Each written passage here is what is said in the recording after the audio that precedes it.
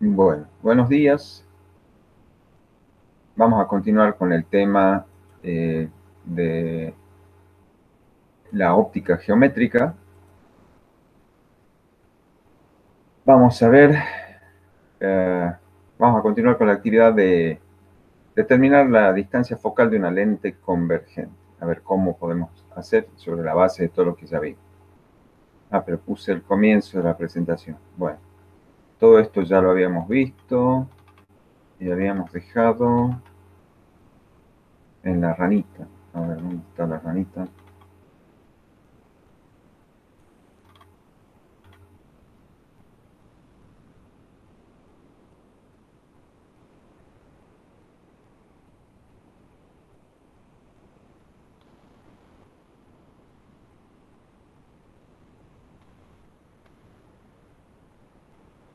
Bueno, les pido por favor que me hagan acordar, si una vez que finalicemos la posición de hoy, nos queda tiempo, volvamos sobre los temas de por qué había un rayo que parecía que se curvaba cuando entraba a un medio. ¿Se acuerdan? Les debo esa explicación. Y un comentario sobre los espejismos. Bueno, aquí sí estamos. Aquí estoy anunciando ya la parte 2 de este trabajo. Bueno, una aplicación muy conocida por todos de las lentes, convergente y divergente, es la corrección de defectos de visión que podemos tener las personas. ¿Sí? Por algunas cuestiones evolutivas, vaya a saber por qué, algunas personas nacen con un ojo que tiene unas condiciones que hacen que la imagen de lo que ven no caiga en el lugar donde corresponde, que es en la retina, donde nace el nervio óptico, que lleva la información de la luz que llega ahí para que nuestro cerebro interprete y cree las imágenes. Entonces, la imagen queda por delante de la retina, queda en el espacio del globo ocular por delante de la retina. Entonces, si se interpone una lente que tienda a alejar entre sí los rayos que llegan de esta manera ahí, a la superficie de la lente, lo que se hace es obligar a que la imagen se forme en donde tiene que estar. Entonces, con el uso de unas lentes divergentes, la gente que tiene miopía o que le llamamos habitualmente cortos de vista, pueden ver de manera eh, razonablemente bien enfocada todas las cosas, porque la lente ayuda a que la imagen se forme donde corresponde. Igual las personas que tienen lo que se denomina hipermetropía o hipertropía también. La hipermetropía es cuando la imagen que forma el ojo de los objetos que mira cae por detrás del plano de la retina. Entonces necesitamos aquí intercalar algo, en este caso una lente convergente, que trae la formación de la imagen un poco más adelante, donde se formaba con el ojo desnudo.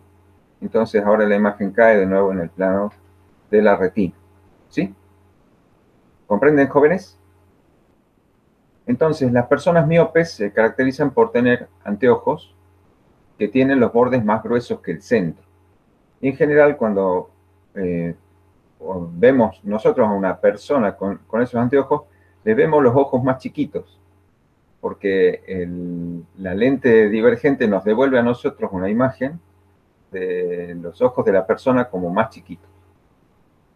Y al hipermétrope, cuando lo miramos, le vemos los ojos más grandes de lo que realmente los tiene, por acción de la lente. Pero ellos, gracias a estos anteojos, ven bien. Bueno.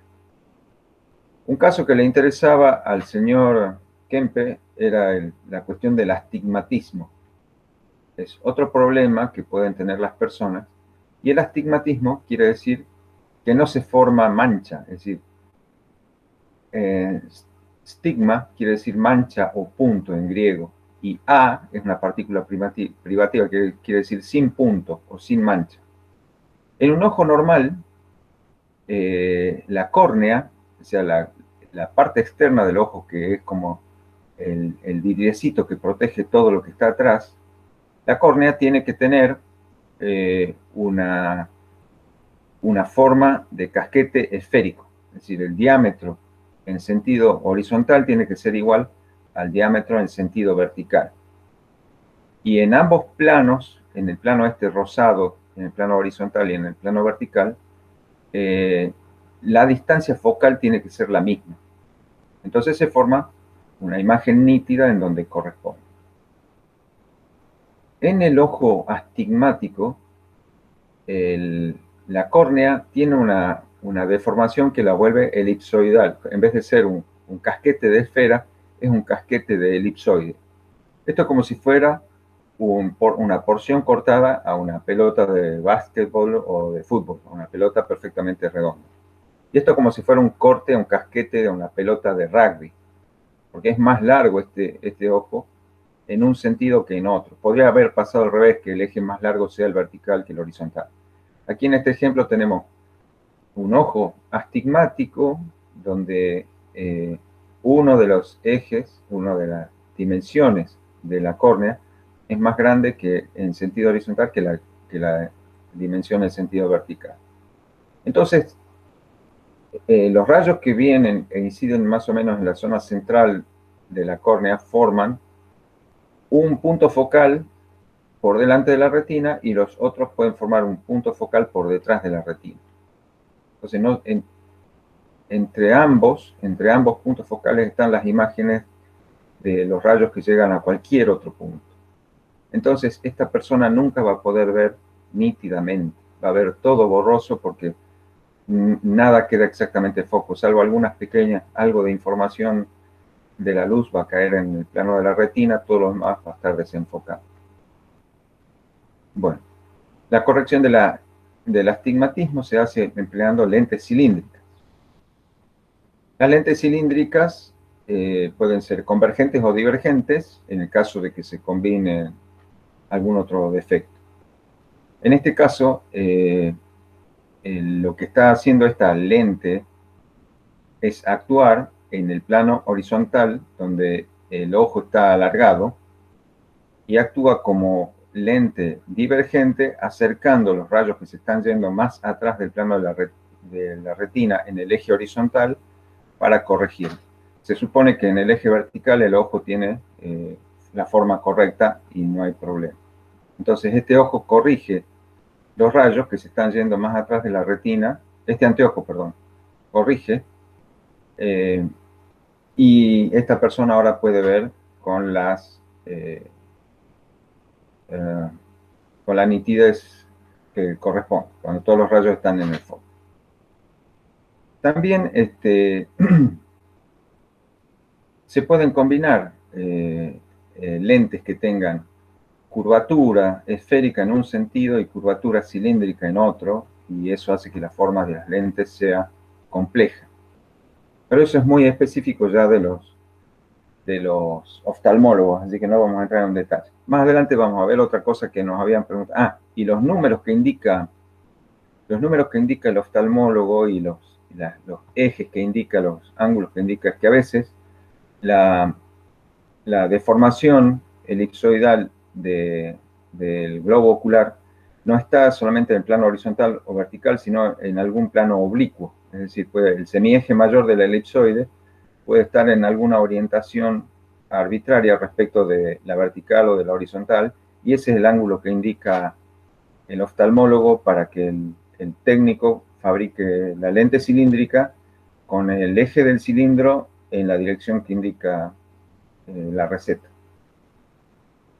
Bueno, más adelante vamos a ver qué era la dioptría, que era otra pregunta que había quedado pendiente de la clase pasada. Ahora veamos algo que tiene que ver con la naturaleza de la luz. Hasta ahora veníamos manejando el concepto de rayo, es decir, nosotros representábamos la luz mediante líneas rectas. Por eso estamos pensando, por eso esta parte de la física se llama óptica geométrica, porque con hacer construcciones de tipo geométrico, como usar estos rayitos o usar las marchas de rayos que habíamos explicado con detalle en la clase pasada, podemos predecir dónde se va a formar la imagen de un objeto dado según el tipo de lente que antepongamos, ¿sí? Solamente considerando líneas rectas que se quiebran en algún punto y obedecen a reglas puramente geométricas. Sin embargo, ahora estamos ante un fenómeno que pone de manifiesto que la luz tiene una naturaleza bastante compleja. Es el caso de la refracción de la luz blanca, ¿sí? Se le atribuye a Isaac Newton el descubrimiento y formalización del fenómeno de la refracción de la luz y una explicación más o menos consistente de por qué ocurre esto que vemos cuando la luz atraviesa un prisma de base triangular hecho de algún material de un índice de refracción más grande que el del aire. Lo que vemos aquí es que un haz de luz blanca incide sobre el prisma y adentro, ya en las primeras refracciones, empiezan a dividirse colores. Llega un rayo de luz blanca y emergen rayos de colores. A esto Newton le llamó el espectro de la luz, como si fuera el alma o el espíritu de la luz, a estos colores. Y él observó que si hacía al revés, si ponía un prisma idéntico a este, pero al revés, que colectara los rayos de colores, del otro lado del prisma emergía el rayo blanco. Es decir, puede pasar esto exactamente al revés. Llegan los rayos de color y emerge un rayo blanco. Es decir, que Newton entendió que lo que vemos como luz blanca está compuesta de un conjunto de luces de colores. Esto es lo que constituye entonces, lo que estamos viendo acá es el espectro visible, lo que nuestro ojo puede percibir. Pero aquí también este mismo prisma está desviando la radiación infrarroja que ya nuestro ojo no ve, pero si acercamos un termómetro en algún punto antes de llegar a donde está la luz roja, el termómetro empezaría a subir de temperatura porque los rayos de radiación infrarroja van a ir por ahí, van a incidir sobre el termómetro y lo van a calentar. Y de este lado van a estar los rayos ultravioleta, que nuestro ojo no ve, pero que sí están en la luz blanca. Bueno, ¿qué tiene que ver esto con nuestras lentes? ¿Por qué nos interesa ahora de golpe meternos con que la luz está hecha de colores? Bueno, porque hay una parte de la luz que se entiende bien pensándola como onda, ¿sí? Como ondas, en este caso son electromagnéticas, es decir, una onda formada por un campo eléctrico y un campo magnético mutuamente perpendiculares que van variando en intensidad mientras se propagan en el espacio, de una manera periódica, van variando de una manera periódica. Este espectro tiene más colores de los que nosotros tradicionalmente conocemos, ¿no? Tiene 1, 2, 3, 4, 5, 6, 7, 8, 9 colores. Cuando típicamente decimos que son 7 los colores del arco iris, ¿no es cierto? 7 los colores del espectro. Lo que pasa es que este autor hace una distinción entre el violeta y el índigo, mientras que nuestro ojo quizá puede percibir estos dos como un único color, que es el violeta. Entonces aquí estos dos serían uno. Y lo mismo aquí, entre este naranja y este rojo, nuestro ojo vería un único color naranja. Y solamente veríamos como rojo lo que aquí está puesto como rojo oscuro. O sea que estos dos serían uno y estos dos serían uno, y esos serían los 7 colores que nosotros estamos acostumbrados. Salvo que este que le llama aqua acá, es el que otros autores llaman cian, o es el color azul celeste, ¿sí? Bueno, aquí están las longitudes de onda que caracterizan cada una de estas componentes espectrales de la luz blanca. Así se llaman los colores del arco iris. Son las componentes espectrales de la luz blanca. O sea, la luz blanca se genera por la superposición de este tipo de onda. ¿Qué es este número? ¿Qué es esta longitud de onda? Bueno, es la distancia, o sea, en metros, o en, bueno, sí, en fracciones de metro, que va de un punto donde la onda está en un estado al siguiente punto inmediato donde la onda está en el mismo estado. Aquí, por ejemplo, si pensamos en este máximo positivo de la onda, luego de que la onda cumple todo su ciclo, vuelve a repetir ese máximo. La distancia en el espacio entre esos dos puntos es lo que se llama una longitud de onda. ¿Sí? O sea que la fase de la onda, la fase en la que está la onda, máximo positivo acá, es la misma fase en la que está la onda acá, máximo positivo. O sea que si yo a una onda particular la analizo en un punto, aquí por ejemplo estaría pasando por cero, a una distancia de una longitud de onda la encuentro en el mismo estado, en la misma fase, en la misma situación de evolución temporal. ¿Sí? Bueno, eso es entonces la longitud de onda. Y aquí están las longitudes de onda que caracterizan cada uno de los colores. Insisto, ¿qué tiene que ver esto con nuestras lentes? Bueno, resulta que por ese hecho de que la luz está formada de colores, a veces nos pasa cuando tomamos una foto que en vez de salirnos así linda, nítida, clarita, o más o menos, aquí se ven las ventanas y las columnas todo bien, aquí vemos como una serie, como un cierto grado de desenfoque y aparecen unos colores violeta, azules, naranjas y rojos, como que se están formando imágenes fantasma de colores y la calidad de la foto es pésima. Esto es lo que se conoce como una aberración óptica, es decir, un defecto en la creación de la imagen que no nos permite ver con nitidez. ¿Sí? En este caso, como la aberración de esta foto tiene que ver con la aparición de colores, se le llama la aberración cromática. De cromos, que quiere decir color en griego, ¿sí? Es la aberración cromática, o aberración de colores. Bueno, ¿y eso por qué se produce? ¿Por qué puede pasar que una foto o una imagen digital o algo tenga este tipo de aberración?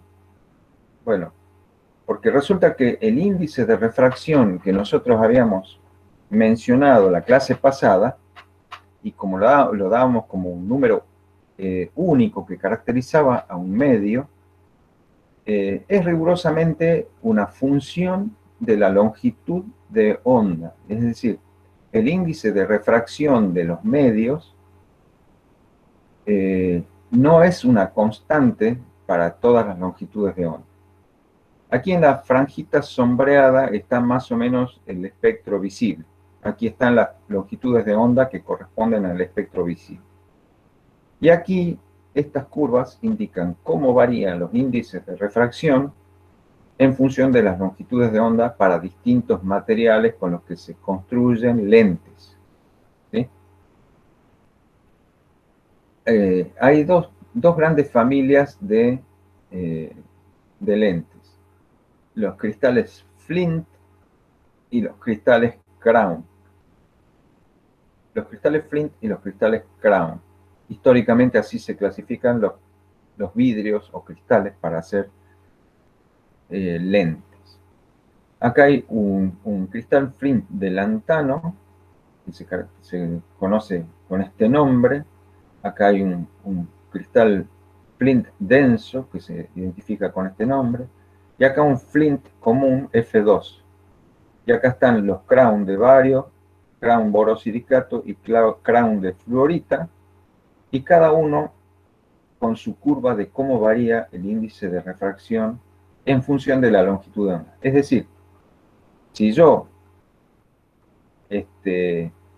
enviara sobre una lente o un prisma hecho de alguno de estos materiales que tuviera una única longitud de onda, entonces ese material se comportaría como si tuviera un único índice de refracción, ¿no es cierto? Por ejemplo, si tomo un color que corresponde a los 400 nanómetros y con ese mismo rayo ilumino cristales hechos con cada uno de estos materiales, cada uno de estos materiales va a tener el índice de refracción que corresponde a la vertical que pasa por este valor, por los 0,4 angstrom o 400 nanómetros. ¿Sí? ¿Se entiende? Pero si la luz que incide sobre la lente tiene muchos colores, si es la luz blanca del sol, cada componente espectral de la luz blanca va a sentir que en el medio el índice de refracción es distinto. Entonces, cada componente espectral va a seguir un camino distinto porque el índice de refracción determina el valor del rayo de refracción según la ley de Snell. Entonces, nos va a pasar esto. Cuando incide el rayo de luz blanca sobre el prisma, cada color va a seguir el camino que establece la ley de Snell con el valor del índice de refracción que le corresponde a cada longitud de onda. Entonces, cada color va a seguir un camino distinto dentro del prisma y cada color va a emerger por un camino distinto según su longitud de onda, respondiendo a la ley de Snell. Es decir, que este fenómeno de la aberración cromática nos pone en evidencia de que la luz tiene un comportamiento de tipo ondulatorio. Entonces, nuestro modelo de rayo tiene que actualizarse un poquito. Bueno, vamos a seguir usando el modelo de rayo, pero ahora vamos a considerar que cuando llega un rayo de luz blanca a un medio cuyo índice de refracción varía muy marcadamente con la longitud de onda, diremos que esa luz blanca se va a descomponer en los rayos de los distintos colores y cada rayo va a seguir la trayectoria que le corresponde según la ley de Snell. Fíjense que los cristales Crown dentro del intervalo visible tienen un intervalo de variación muy chiquito.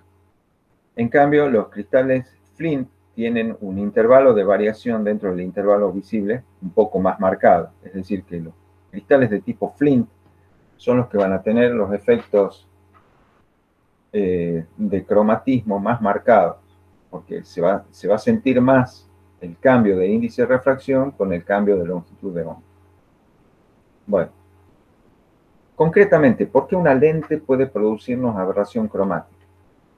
Porque cuando nosotros hacíamos en detalle cómo se producía la refracción dentro de una lente, como en este caso la biconvexa, fíjense qué parecido es este dibujito a este dibujito. Es muy parecido, ¿no es cierto? Tenemos dos caras que forman un ángulo, aquí las superficies son curvas, pero se parece bastante a estas dos caras que forman un ángulo que encierran un medio de índice de refracción más alto que el del entorno. Entonces, este rayo no se va a refractar en un camino. Si es un rayo blanco, o sea, o un rayo policromático, un rayo de muchos colores, el camino de salida del rayo no va a ser único, sino que va a ser uno para cada color. Bueno, para estudiarlo al fenómeno y para ver si es posible corregirlo, para que no nos salgan imágenes feas con las lentes, vamos a considerar del rayo policromático que llega solamente los límites, los rayos que limitan toda la franja de color, que sería en un extremo el rayo rojo y en otro extremo el rayo azul, porque el violeta es casi invisible. Entonces, siguiendo el camino que sigue el rayo rojo y siguiendo el camino que sigue el rayo azul, todos los demás rayos van a estar comprendidos entre esos dos extremos. ¿Se va entendiendo hasta acá, jóvenes?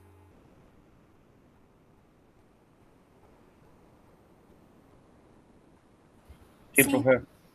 Bien. Sí, profe.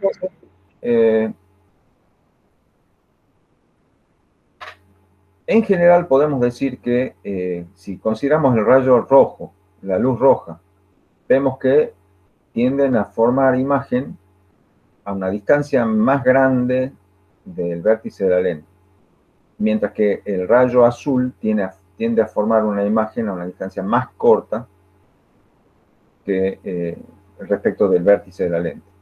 Entonces el rayo rojo se va más lejos, el rayo azul se va más cerca, entonces es como si el rayo rojo tuviera su propio punto focal y el rayo azul tuviera otro.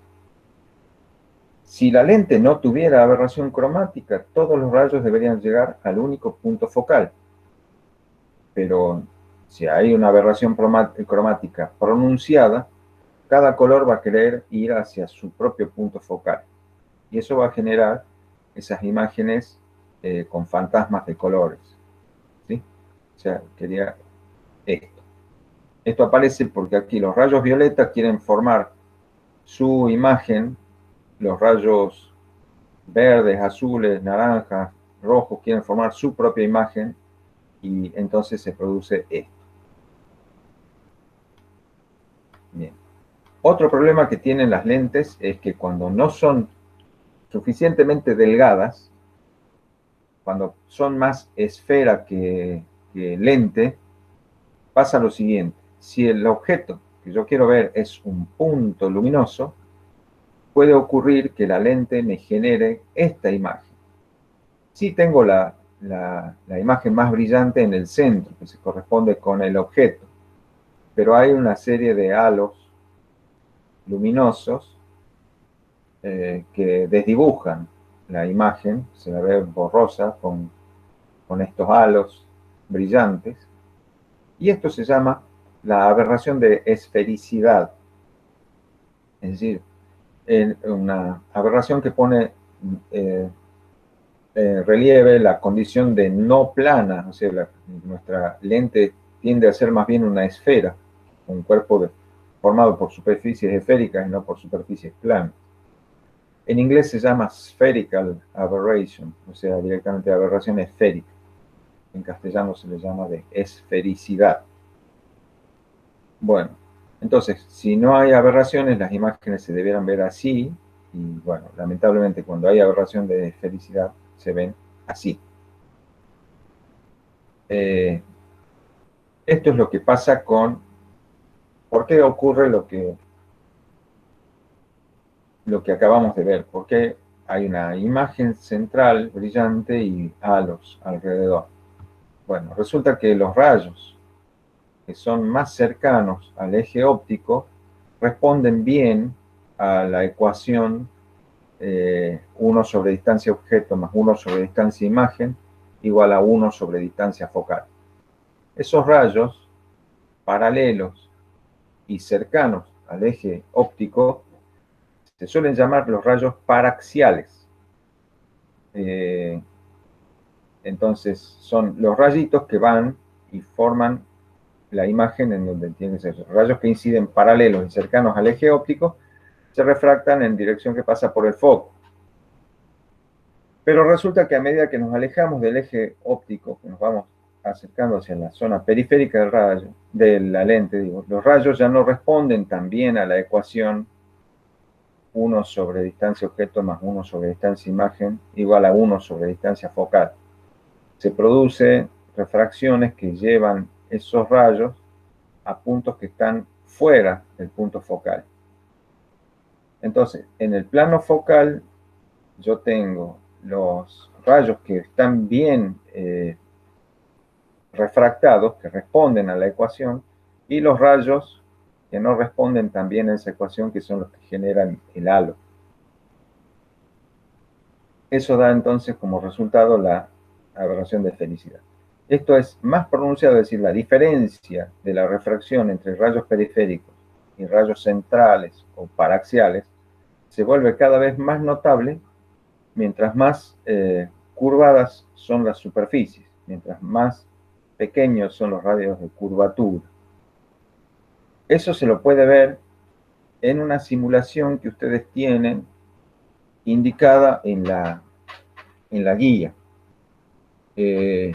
Aquí tenemos una lente plano convexa en donde una de las superficies convexa es muy claramente esférica.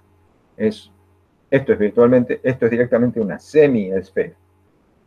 De la izquierda está llegando un haz de rayos que son todos paralelos. Y acá se puede ver cómo solo los rayos muy cercanos al centro van al punto focal que predice la ecuación de la lente convergente. Los demás rayos, un poquito más alejados del centro, ya van siguiendo trayectorias. Perdón un momentito.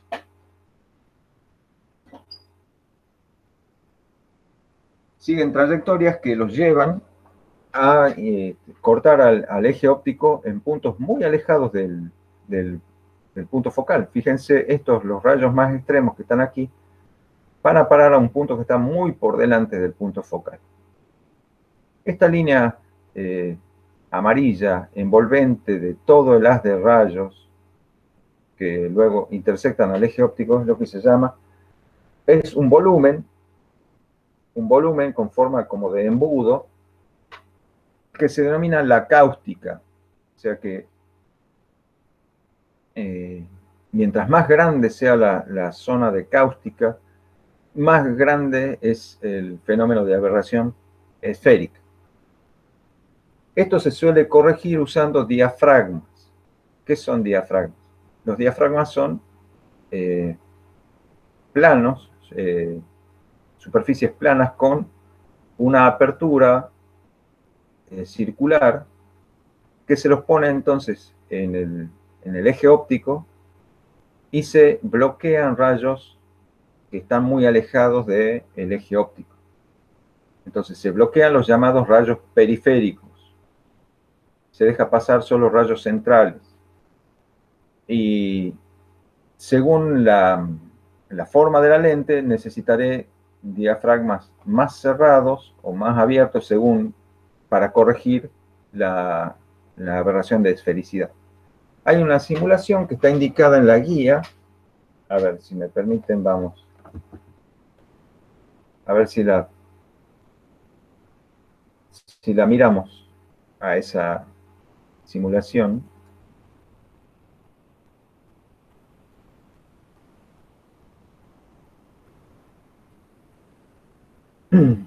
Aquí están.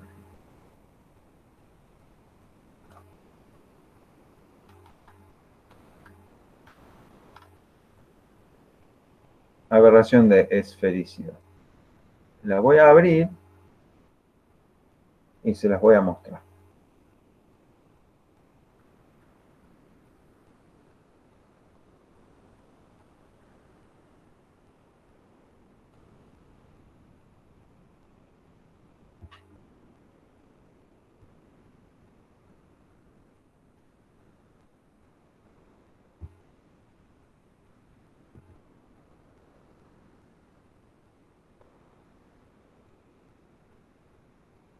A ver si... Ah, perdón, no va a salir porque se abrió en otro navegador, no en el... A ver si está la pestaña.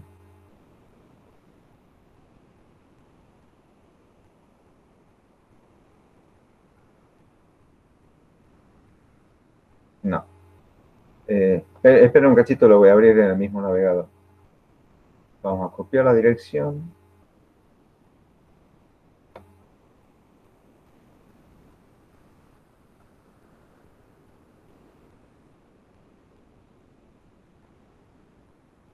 Pero caramba.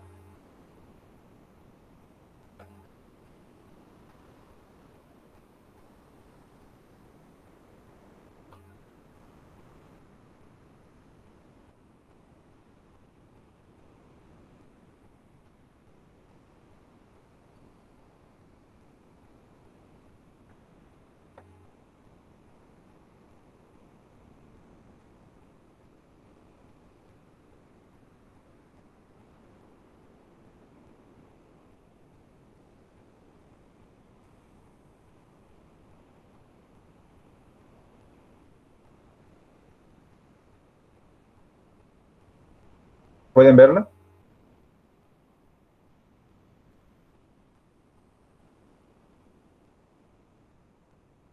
Sí, sí se ve.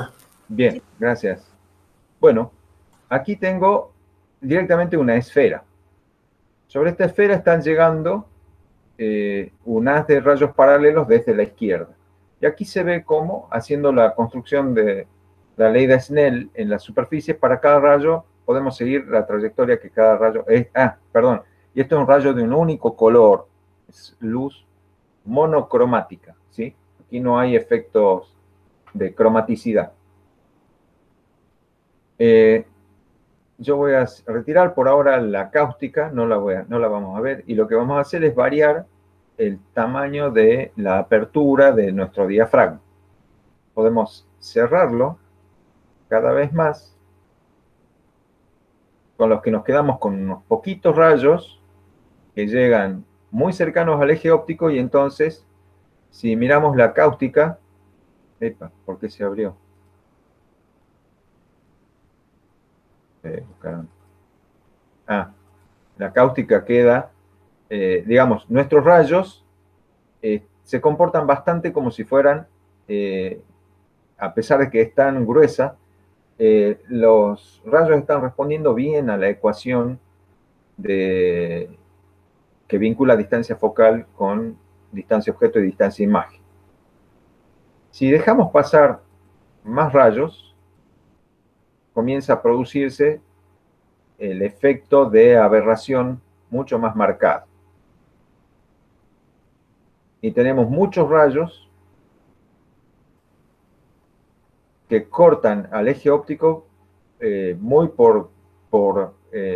antes del punto focal, ¿no es cierto? Entonces esto en el plano focal va a generar el punto luminoso que corresponde a la imagen de la fuente luminosa lejana, y los anillos o el aura el halo de luminoso que va a formar una imagen borrosa. Entonces, aquí también pueden cambiar la forma del... A ver.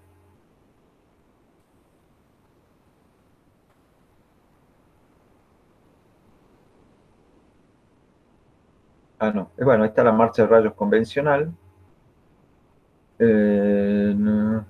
Ahí está, la semiesfera con su marcha de rayos. Aquí está la semiesfera, entonces también podemos abrir, aumentar la apertura o disminuirla para ir corrigiendo la aberración de esfericidad. ¿Sí? Bueno, se imaginan que si el radio de curvatura no es tan chico, es decir, si esto no es tan marcadamente esférico, se va tendiendo a una superficie de un radio mucho más grande, que se va apareciendo cada vez más a un plano, la aberración de esfericidad va a ser cada vez menos pronunciada. Entonces, no va a ser necesario poner un diafragma de una apertura tan chiquita, es decir, las lentes que no son tan marcadamente esféricas admiten un rango de rayos más amplio que se comportan como paraxiales. ¿Sí? ¿Se entiende la idea, jóvenes?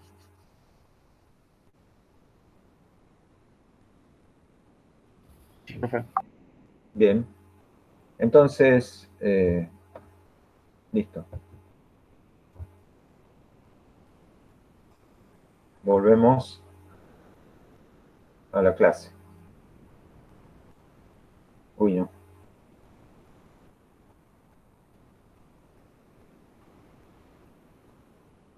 Estábamos aquí. Bueno, ese era entonces uno de los simuladores que están indicados en la guía para que ustedes estudien un poquito, con más en detalle, la aberración de esfericidad. Bueno, aquí están los diafragmas que se pueden usar para bloquear rayos y probar si una lente tiene mucha esfericidad o no. Por ejemplo, si a esta lente, entre la fuente luminosa y la pantalla, yo pongo un diafragma como este, ¿sí? Este diafragma bloquea todo el haz de rayos centrales y deja pasar solamente los rayos periféricos, algo así como lo que se ve acá. ¿Ven? Los rayos centrales están siendo bloqueados y los rayos periféricos llegan a la lente y van a la pantalla. Entonces, aquí se va a formar una imagen, puedo desplazar la pantalla hasta que se forma la imagen correspondiente a los rayos periféricos. Y luego puedo hacer lo mismo, puedo cambiarlo al diafragma y poner este que deja pasar solo los rayos centrales y fijarme bien dónde tengo que poner la pantalla ahora para que se forme la imagen con los rayos centrales. Si hay una distancia muy grande entre las posiciones de las pantallas donde obtengo imagen nítida, quiere decir que esta lente tiene una marcada aberración de esfericidad. Bueno, eso vamos a ver ahora. ¿Cómo hacer mediciones? ¿Cómo se mide la distancia focal de una lente? Basándonos en todo lo que estamos viendo hasta ahora. ¿Cómo haríamos? ¿Qué método propone? Aquí ya están viendo un equipamiento experimental que les está indicando bastante claramente cómo se haría, ¿no es cierto? A ver, cuéntenme, ¿cómo harían ustedes para determinar la distancia focal de una lente? Yo les doy la lente, una lámpara, una fuente luminosa, y ustedes me dirán, ¿cómo se les ocurre que pueden hacer para determinar la distancia focal?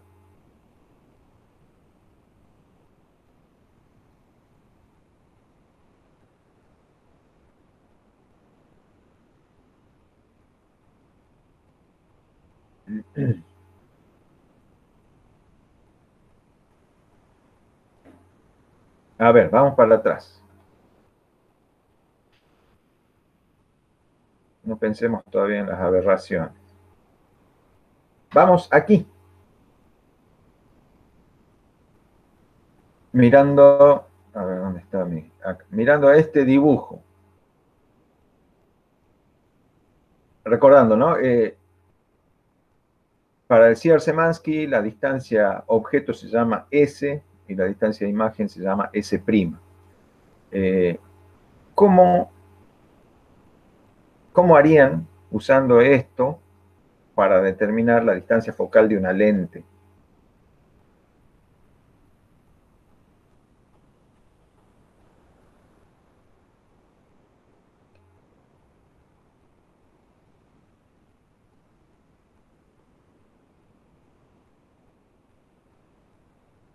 A ver, chicos, alguien, tire una idea.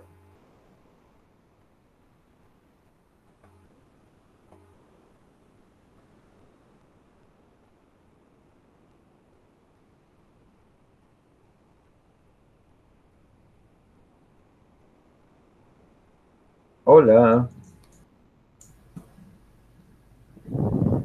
Acá está contestando por el chat, Horacio. ¿Quién está contestando? Un héroe. A ver, ya te digo.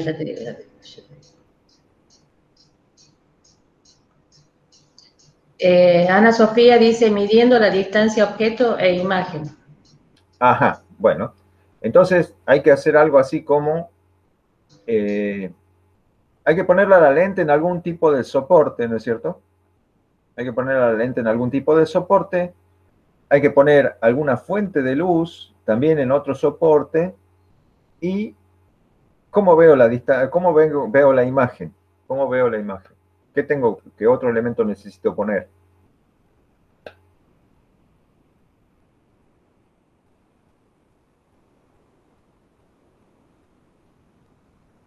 Una pantalla, que dice Ana Sofía. Una pantalla. Bien, excelente. Entonces, necesito 3 elementos, una fuente luminosa, una lente y una pantalla. Lo ideal sería ponerlos sobre algunos soportes para que estén bien firmes, bien verticales, y que yo tenga algún instrumento para medir las distancias entre ellos, ¿no es cierto? Bueno, eso es lo que tenemos en un equipo didáctico. Aquí está. Esta caja negra que está aquí a la izquierda tiene adentro una lámpara y tiene por delante una plaqueta translúcida que tiene un dibujo. Aquí está la lente, en estos soportes negros. En los huecos de esos soportes negros están lentes de distintas distancias focales. Y aquí hay una placa vertical que actúa de pantalla. Tanto la caja que tiene la fuente luminosa como el soporte de la lente y el soporte de la pantalla se pueden deslizar sobre este riel negro. Este es un riel que los mantiene siempre bien alineados a todos. Y hay una línea de eje que va a lo largo de todos los elementos, es decir, la luz, la fuente de luz tiene una línea central que coincide con el eje óptico de la lente. Está todo hecho así para que esté todo lindo, bonito. Y aquí sobre el riel hay una cinta métrica. Cada soporte tiene una aletita o una cosita que nos indica a dónde medir la posición. Una marquita en el plano central que nos permite ver dónde está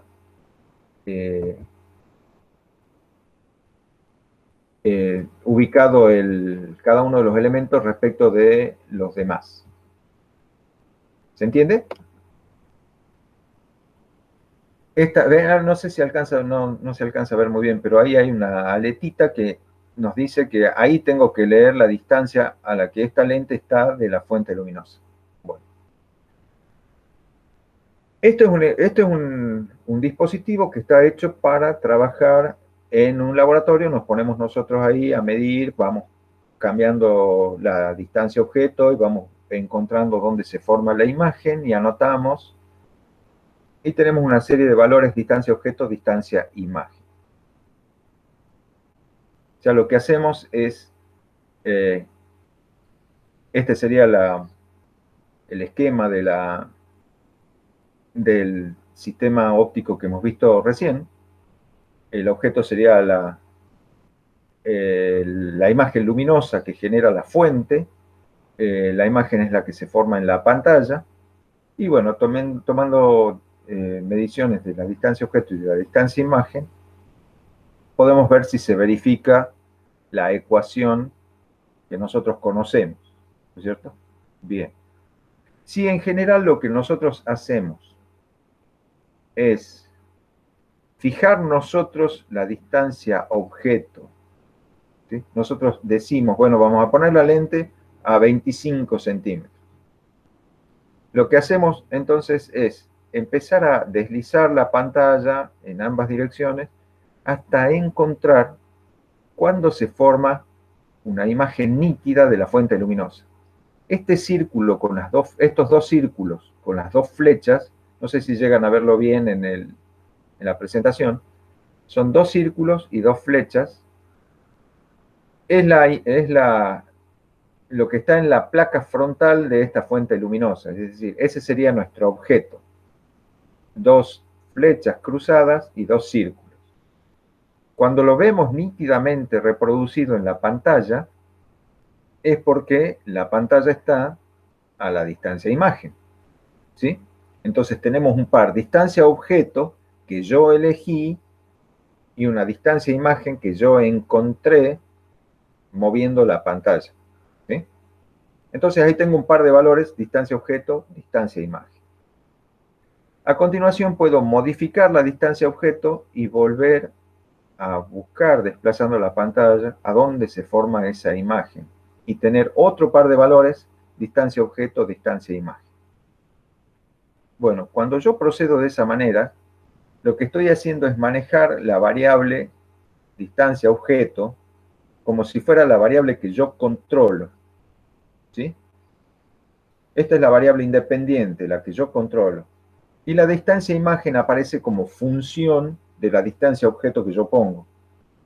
Entonces, le demos esa forma a la ecuación. Yo estoy encontrando la distancia imagen como función de la distancia objeto. Entonces, esta sería la ecuación que responde al procedimiento que yo estoy haciendo. Para cada distancia objeto conocida, yo encuentro la distancia imagen. Y lo que no conozco es la distancia focal. Bueno, así escrita, esta es una ecuación no lineal, porque está escrita en términos de los recíprocos, de las distancias que yo estoy midiendo. Lo que se puede hacer es introducir cambios de variable, llamarle y al inverso de la distancia de imagen, X al inverso de la distancia objeto y A, que nos da idea que es una constante, que todavía no conocemos, pero es una constante, llamamos A al inverso de la distancia focal. Entonces, esta ecuación, ¿cómo se va a escribir? Se va a escribir de la forma y igual a menos x. ¿Están todos de acuerdo? Sí. Sí, ¿no es cierto? Al hacer este cambio de variables, yo tendré la ecuación y igual a la constante a menos mi variable x. ¿Sí? Ahora, yo estoy cambiando de variables, ¿no es cierto? Entonces, si yo mido esta distancia objeto con la incertidumbre que me da el error mínimo con que mido las distancias, la incertidumbre de su recíproco la tengo que calcular haciendo la propagación del error aquí. Si hacen la propagación del error, como nosotros sabemos, les va a salir que la incertidumbre del recíproco de la distancia objeto que se mide con un error delta de O se escribe de esta forma. ¿Sí? Es delta de O sobre O al cuadrado. Y delta de Y es delta de I, o sea, la incertidumbre con la que se determina la distancia imagen, dividido la distancia imagen al cuadrado. Una apreciación sobre la cuestión de la distancia imagen. Resulta que, bueno, la distancia objeto, que dará, digamos, la incertidumbre que puede tener el valor de la distancia objeto, va a venir dado principalmente por la apreciación de la escala con que yo estoy midiendo, ¿no es cierto? ¿Qué va a pasar con la incertidumbre de la distancia imagen? ¿Qué les parece? ¿Puede ser solamente la apreciación de la escala?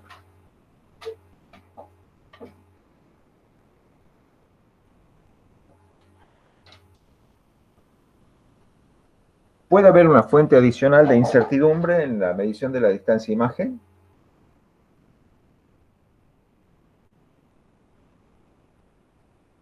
Bueno, resulta que si uno prueba experimentalmente, y los vamos a invitar a que lo hagan después, ya les voy a decir cómo, yo puedo desplazar la pantalla en un intervalo bastante más grande que el de la apreciación. Estas cintas métricas suelen estar graduadas en milímetros, así que el error de apreciación de la regla es de 1 milímetro.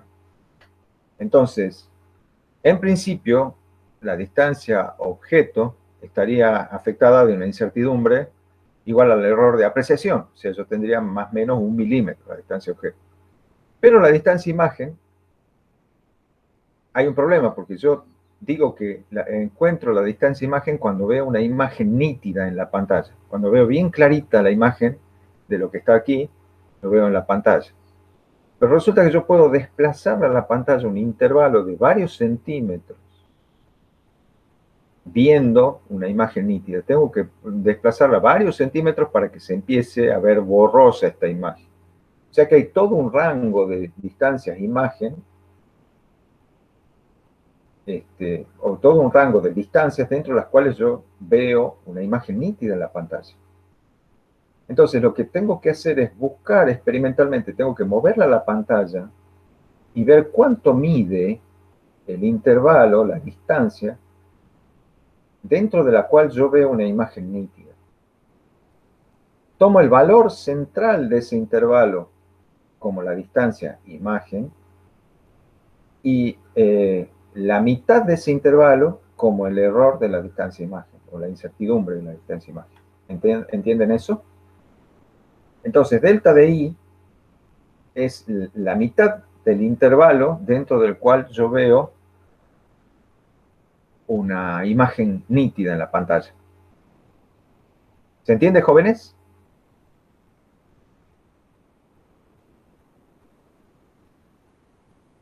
¿Alguien no entendió?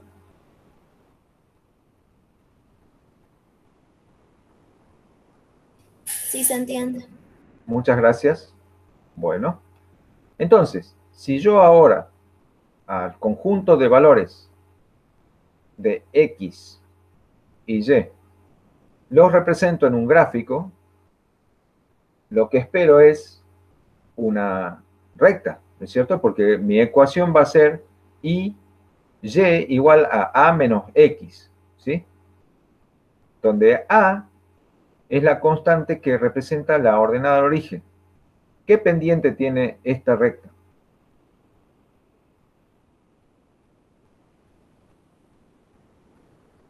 ¿Qué pendiente tiene una recta de ecuación y igual a menos x? Arriba. Sí. ¿Y cuánto vale?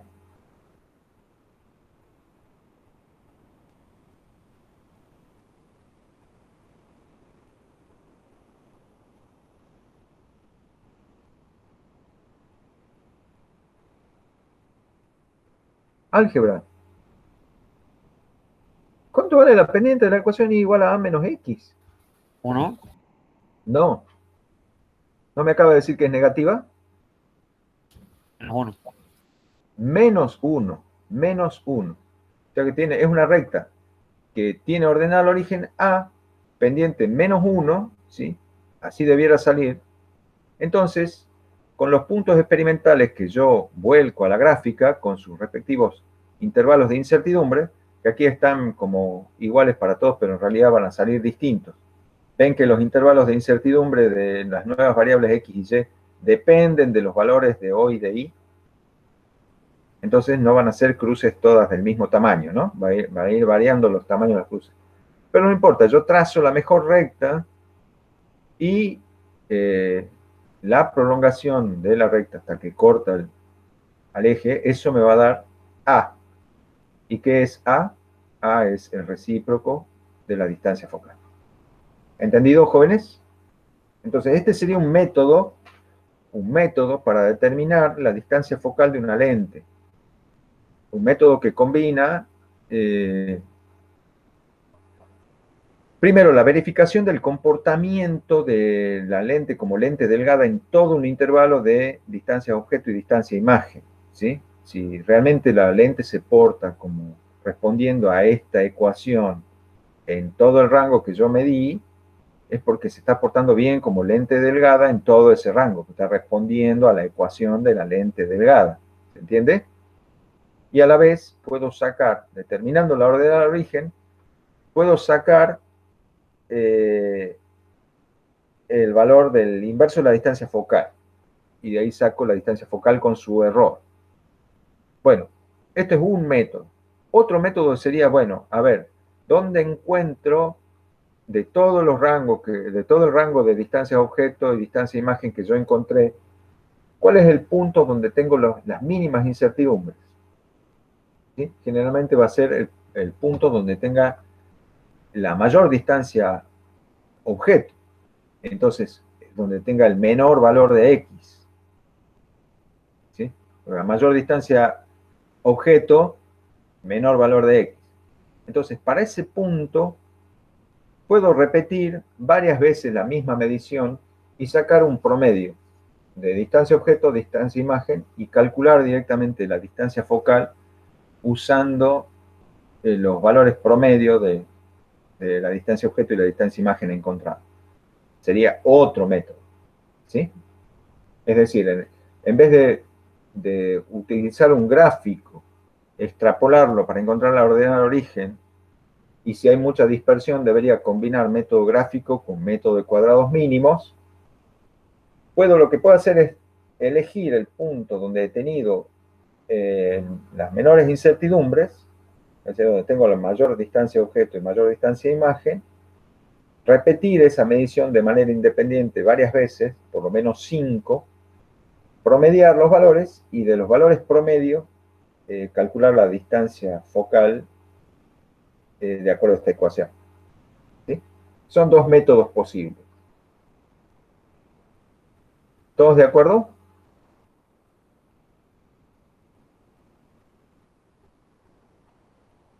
Sí, profe.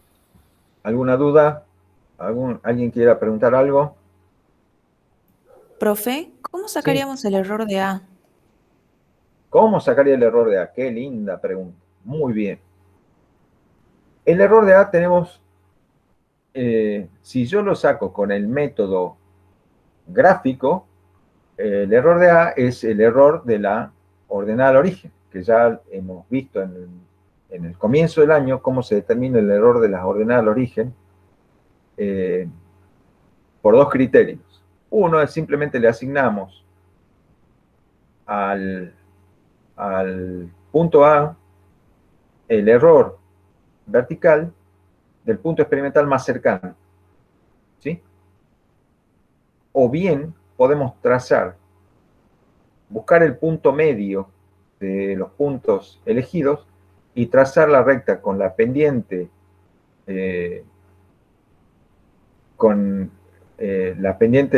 mínima posible y con la pendiente máxima posible, ¿sí? Es decir, las rectas extremas que pasen en este punto que pase por el valor máximo de la incertidumbre y en este punto que pase por el valor mínimo de incertidumbre, o sea, que vaya así, la recta cruzada. Y eso nos daría un valor de A superior. Y después hacemos al revés. Acá pasamos la recta que va por el tope de esta cruz, al tope superior de esta cruz, y otra que pase por el tope inferior de esta cruz, y eso nos va a marcar el valor inferior de A. Y ahí vamos a tener un rango de valores A más menos delta de A.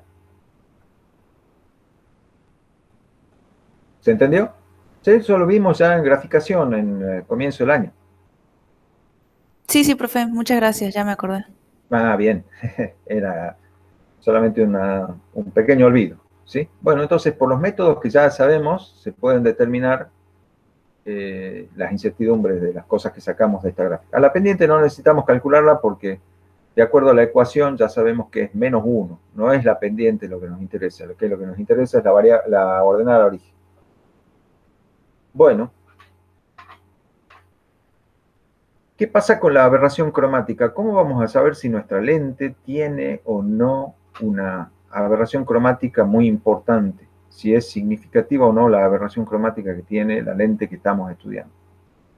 Lo que vamos a hacer es utilizar, pero esto sí es que hacen el experimento casero. Llegaron a ver en el aula virtual las propuestas que hay para que ustedes hagan su banco óptico casero.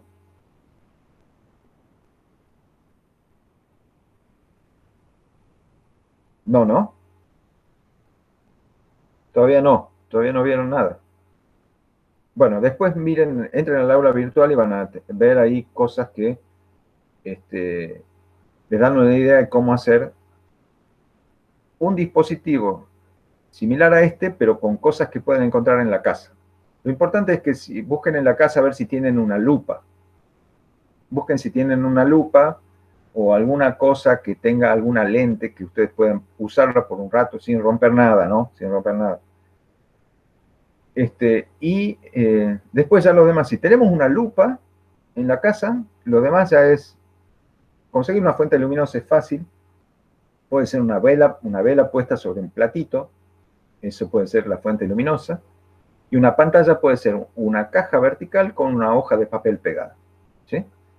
Y con una cinta métrica podemos medir la distancia imagen, la distancia objeto. Lo que sí, a la lupa le tenemos que proveer una base suficientemente firme para que no se nos esté cayendo y para que podamos medir bien las distancias, ¿sí? Bueno, les vamos a mostrar en el aula virtual cómo fabricar una basecita sencilla. Ustedes se las pueden rebuscar de alguna manera, con una latita, con una cajita, con lo que encuentren, ¿sí? Armarle una base a la lupa para que quede firme y se la pueda mover, variar las distancias a objeto y encontrar las distancias de imagen. Bueno, nosotros les proponemos que como fuente luminosa, si pueden usar el celular. El doctor Diego Corregidor generó y subió al aula virtual imágenes que puestas en la pantalla del celular son como esta. A ver si está en la siguiente diapositiva. Creo que está en la siguiente diapositiva. Oh, no las puse. No, bueno. Generó 3 imágenes. de dos círculos concéntricos, una cruz y dos flechas, ¿sí? La genero en blanco, en azul y en rojo.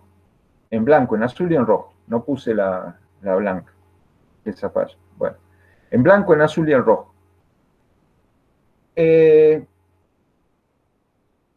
¿Cuál es la idea?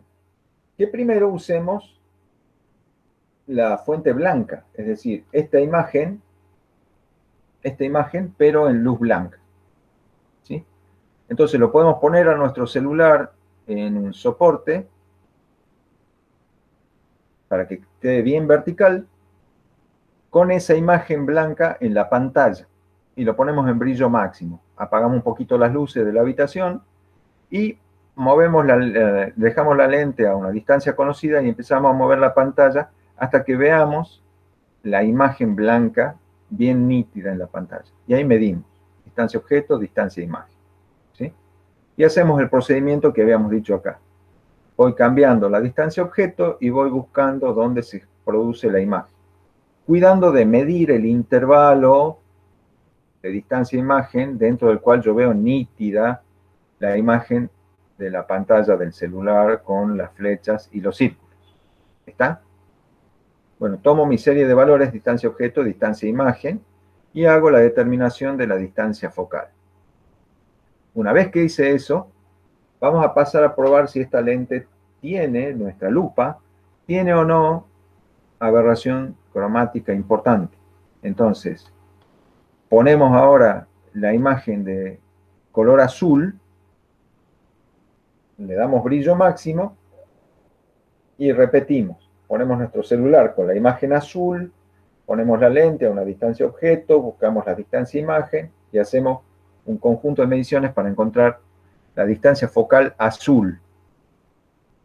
Y después ponemos la imagen roja, ¿sí?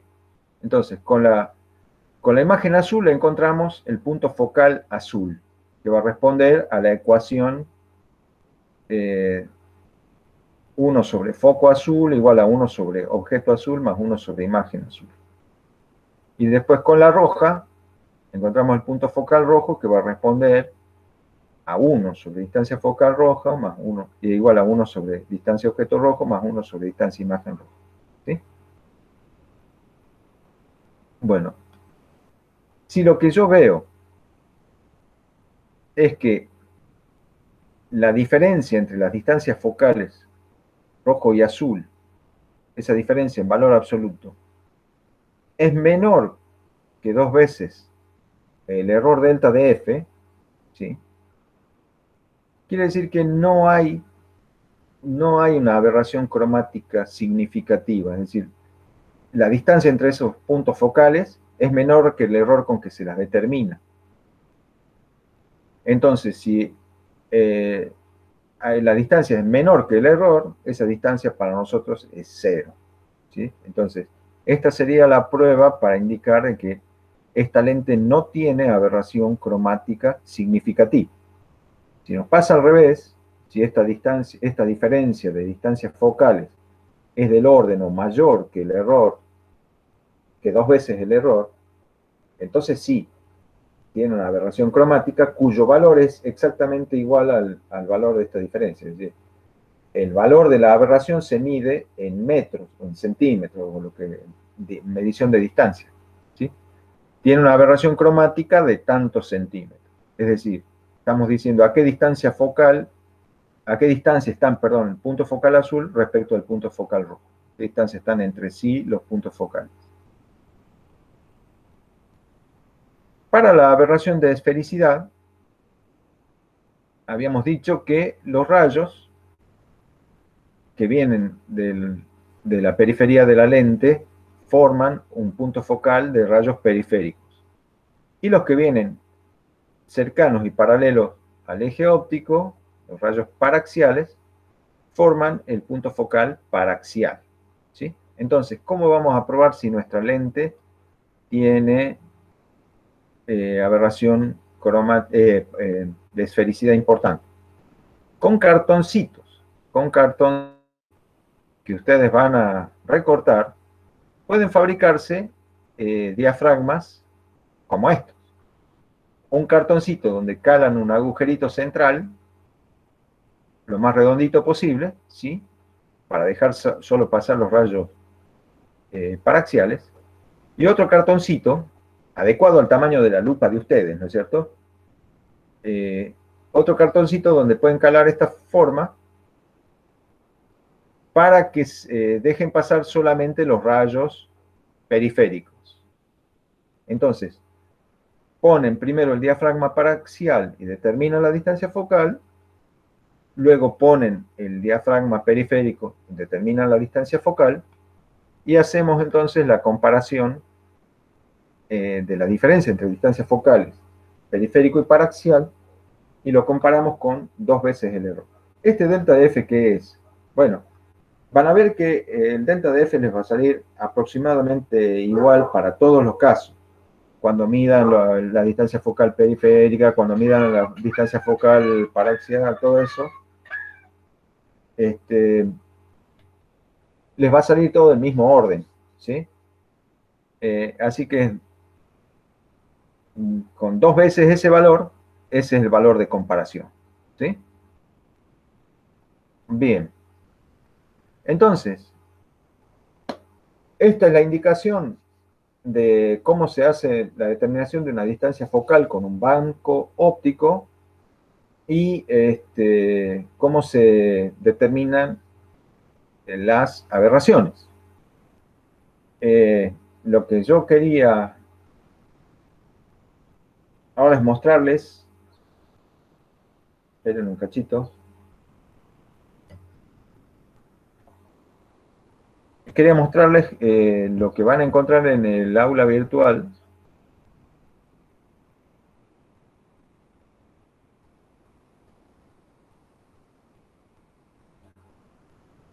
Me olvidé de ponerlo a mano, disculpen, ahora lo voy a buscar.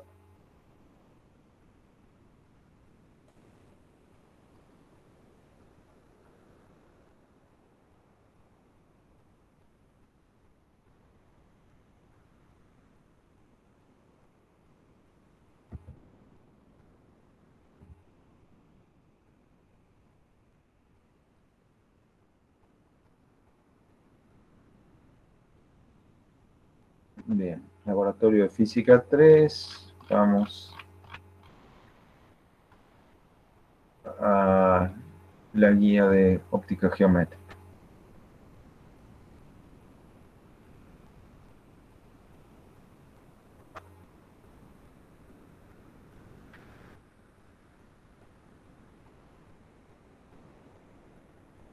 Va, hay datos nomás. Pensaba que había un video, perdón. Bueno, yo tengo un videito para mostrarles.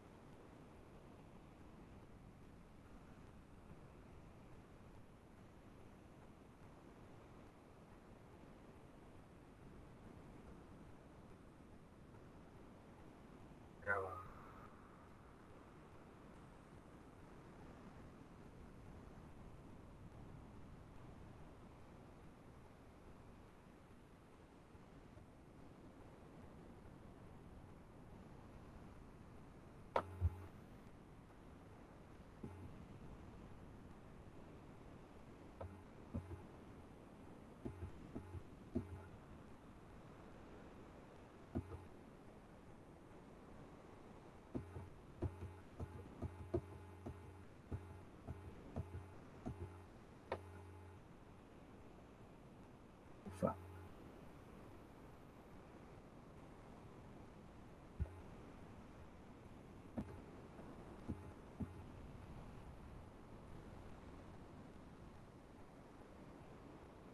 A ver, ahora les muestro.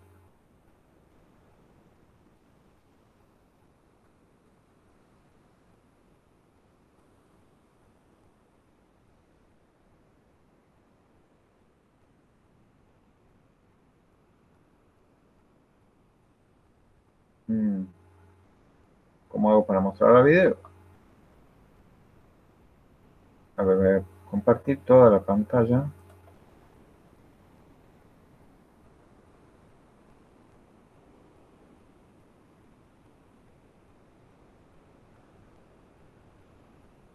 ¿Qué es lo que quiere compartir, profe?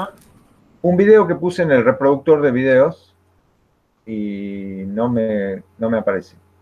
Entonces, ahora lo voy a poner, porque ahora ustedes están viendo todo esto.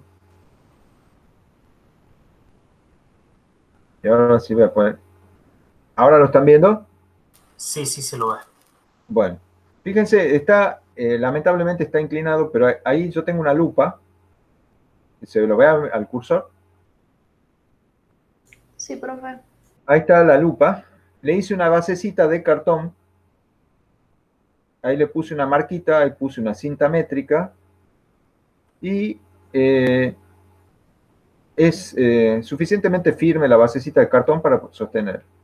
Ahí está el celular con la imagen, está sostenido con unas comillas de un frasco de vidrio, el pañito este para que el celular no se resbale y se caiga. Y del otro lado puse una caja en la que pegué con cinta scotch una hoja de papel, que se me abolló un poquito, pero ustedes la van a hacer más prolijito. ¿Ven cómo se ve de clarita la imagen de lo que está en la pantalla? ¿Han visto? Sí. Bueno, la idea es esa, que si ustedes se animan, pueden buscar elementos caseros como para construirse su propio banco óptico. Entonces, si se animan y lo hacen, y si logran poner una lupita en posición vertical mediante alguna basecita, fabríquense también los diafragmas que dejen pasar los rayos periféricos y los rayos paraxiales. Y después también tienen la imagen roja y la imagen azul. En el aula virtual se usan el celular como fuente luminosa. Si no lo pueden usar al celu como fuente luminosa, se usan una velita o un foquito incandescente, un foquito de linterna de los viejos, no de luz LED, sino un foquito incandescente, o un veladorcito con lamparita Mignon, lo usan como fuente luminosa, como objeto. Pueden usar filtros, pueden buscar en la casa si es que tienen plásticos transparentes color azul o plásticos transparentes color rojo, de algún juguete, de alguna, qué sé yo, eso lo pueden usar como filtros. Entonces, para generar la imagen azul y ver dónde se forma el foco azul, le ponen algo transparente de color azul delante de la lámpara, entre la lámpara y la lente, y forman una imagen azul en la pantalla. Y después con el rojo. Entonces pueden buscar, si tienen una fuente luminosa que no sea la imagen del celular, pueden usar filtros, pero para eso hay que conseguir o papel celofán azul y papel celofán rojo, o un plástico transparente azul, plástico transparente rojo. El problema es que al usar filtros, los filtros dejan pasar, o sea, si yo veo a través de un plástico, veo todo azul, es porque ese filtro está absorbiendo todas las longitudes de onda de la luz que llega, menos la azul. Pero en realidad no es que deja pasar exactamente la luz de longitud de onda de color azul, sino que deja pasar una serie de longitudes de onda, una banda de longitudes de onda cercanas a las del azul. Deja pasar un poquito de violeta, deja pasar un poquito del verde, que son los colores que están alrededor del azul, ¿sí? Pero la máxima intensidad es en el color azul. La imagen que generó el doctor Corregidor es una imagen que está formada con un azul sumamente puro, que no tiene casi nada de violeta y no tiene casi nada de verde, tiene solamente el azul. Es como si hiciéramos pasar luz blanca por un filtro casi perfecto. Y lo mismo la imagen roja. Está formada digitalmente con un color rojo muy puro. Entonces la ventaja que tienen imágenes con el celu es que el intervalo de incertidumbre, la longitud de onda es muy chiquitito. Cuando se usan filtros, el intervalo de longitud de onda centrado en el color que nosotros queremos dejar pasar es un poquito más ancho.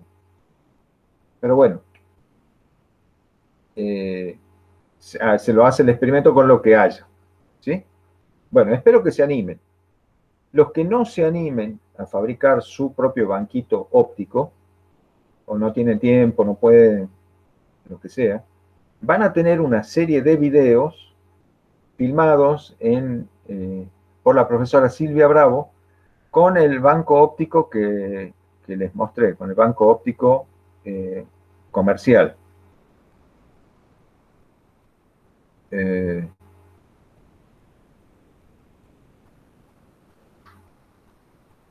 Hay una serie de videos donde la profesora Silvia Bravo utiliza este dispositivo experimental y ella les muestra qué distancia objeto puso, qué distancia imagen obtiene, qué intervalo de variación de la distancia imagen tiene, y eso lo hace para distintas condiciones. Entonces ustedes viendo esos videos de ahí pueden sacar datos. Pero la idea es que lo hagan al práctico, ¿sí? Tienen la guía para seguir y pueden ver las simulaciones. A ver si está piola ver alguna de las simulaciones.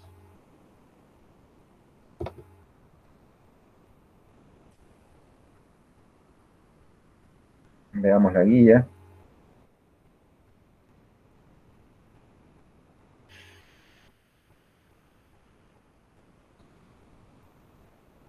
Bueno, esta que vimos era la de la aberración de felicidad. Veamos las otras.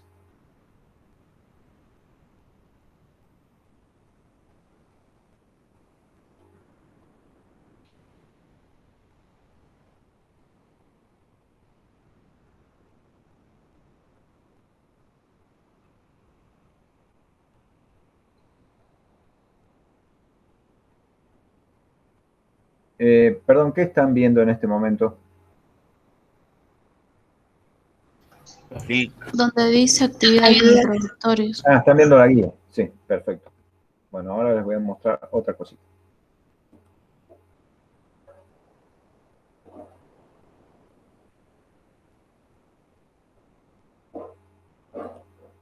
Esta es la primera de las simulaciones.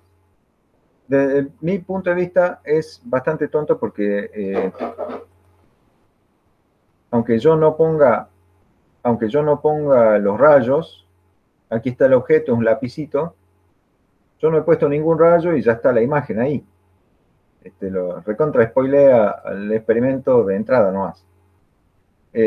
Bueno, pero igual acá con esta simulacióncita pueden cambiar una lente convergente a una lente divergente y usando los rayos que ustedes ya conocen, los rayos paralelo, rayo central o el rayo que pasa por el vértice, ¿se acuerdan? Entonces hacemos los rayos incidentes. Bueno, vamos haciéndolo uno por uno. Primero trazamos un rayo que incide sobre la lente en dirección paralela al eje óptico. Y vemos cómo se refracta, ¿sí? Tiene que refractarse pasando por el foco. Luego el rayo central. Y luego el rayo que pasa a través del foco objeto. Entonces, esos tres rayos se vuelven a encontrar ahí y ahí aparece la imagen. Bueno, y ustedes pueden ir tomando distintos valores de distancia objeto y van a obtener distintos valores de distancia imagen, ¿sí? Pueden poner una reglita que tiene de bueno que la pueden trasladar. Por ejemplo, yo la pongo ahí en el vértice de la lente, una de las puntas, y la otra punta la pongo en donde está la imagen, y me da con apreciación hasta el milímetro, 16,7 centímetros, me está midiendo ahí la distancia. ¿Entienden? Entonces ahí tienen para jugar y sacar valor. Y pueden, como les digo, hacer con lente convergente o con lente divergente. Fíjense que aquí la imagen es una imagen virtual, ahí está chiquitita. Ah, y lo que pueden hacer también es cambiarle la distancia focal. a las lentes. Simplemente toquen el punto focal, lo desplazan y le cambian el valor de la distancia focal a la lente.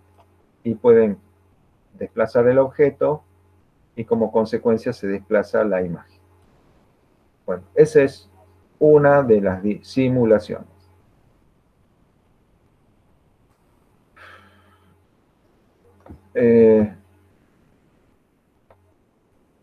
Veamos qué otra más hay.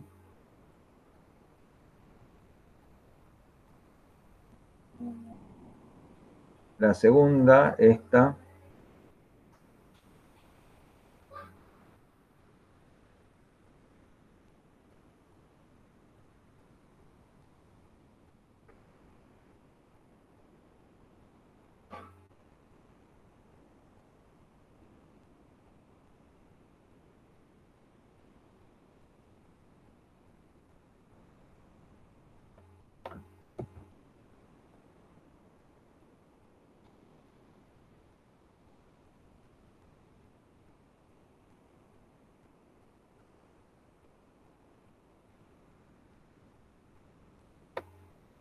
Aquí tienen otra,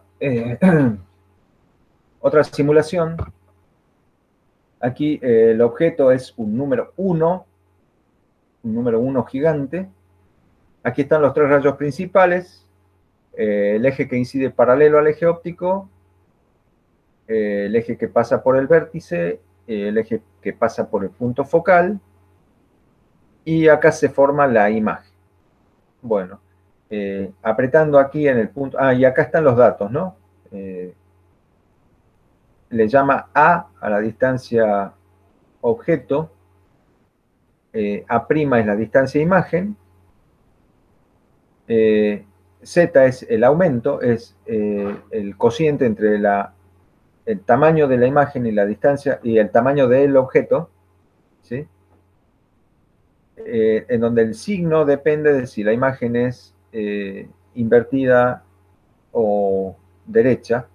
Si es negativa es porque la imagen es invertida, ¿sí? Y si es menor que 1 es porque el objeto, la imagen es menor que el objeto. Bueno, aquí pueden cambiar la distancia focal de la lente, que pueden desplazar la distancia objeto apretando el botón de A.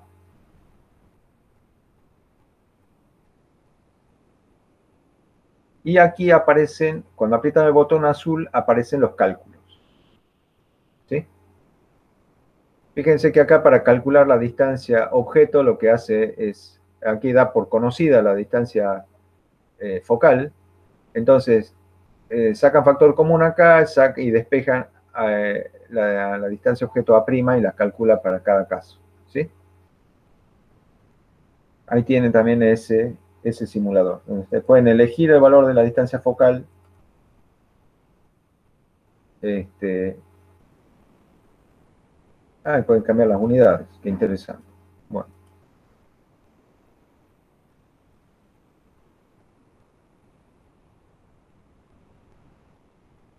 Esto es para cambiar la altura del objeto. Pueden hacerlo más grande o más chico. Y esto es para que ustedes elijan un rayo cualquiera que no sea un rayo principal. Y observen qué le pasa a un rayo cualquiera. ¿Sí? ¿Ven? Esta es una lente idealizada porque este rayo que es periférico también va al mismo punto donde convergen los otros rayos, ¿no? Entonces está idealizada esta lente. Aquí lo pueden ir trazando uno por uno a los rayos. Ahí tracé el rayo paralelo. Ahí tracé el rayo que pasa por el foco. Y ahí tracé el rayo que pasa por el vértice. Pueden cambiar el objeto. Acá ponemos la silueta de una persona. Hacemos la marcha de rayos.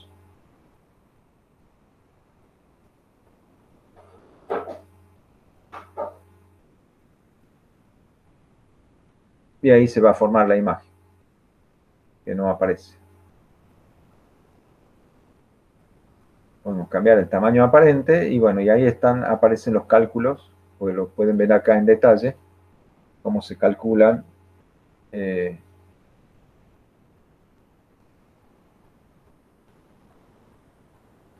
la distancia objeto y el aumento Z.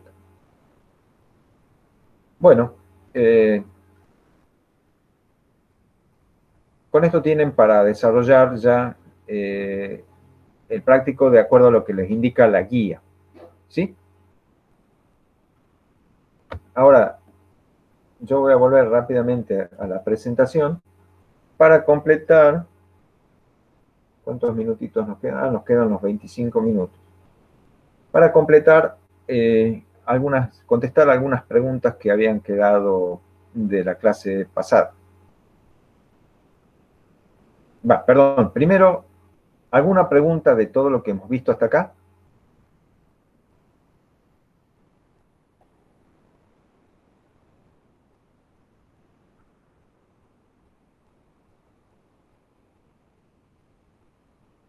¿Alguien tiene alguna duda? ¿Se quedó medio que no entendió algo? Yo no, profe. ¿Se van a animar a hacerlo al equipito casero? Sí, profe. Me parece muy bien.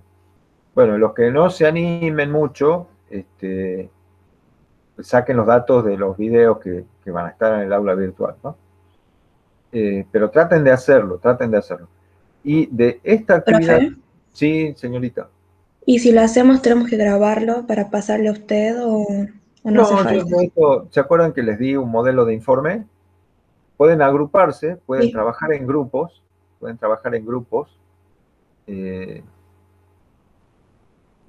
Vivi, ¿de hasta cuántas personas podrían ser los grupos? Y yo pienso mínimo, o sea, 3. Ajá. No más de 3, sí. O sea, máximo 3, mínimo 2, si no, no es grupo. Bueno, pueden formar grupos de 2 o 3 personas y lo pueden hacer al trabajo de manera grupal, pero colaborando en serio, ¿no? No que trabaje uno y después los demás firman nomás. Intercámbiense ideas. Si alguien lo va a hacer en su casa al equipito, pueden hacer solamente un equipito por grupo, pero si cada uno se anima a hacerlo en su casa, en el informe que hagan, cuenten los resultados de todos los equipitos experimentales que hayan usado. O si uno usó el equipito casero y el otro sacó los datos del video, igual en el informe que hagan en ese grupo, cuenten todo. Qué resultados salieron del equipo casero y qué resultados salieron del video. Lo que yo quería invitarlos era que se animen a preparar un informe con el formato que yo les di, para que ejerciten la capacidad de comunicación escrita. Y si se animan más, lo que podemos hacer entre los 2 viernes que nos quedan, es que ustedes hagan presentaciones orales. Es decir, preparen ustedes de la forma en que les guste, con videitos, con PPT, como quieran, y en las próximas 2 clases van a presentar ustedes los resultados de sus experimentos. ¿Qué prefieren?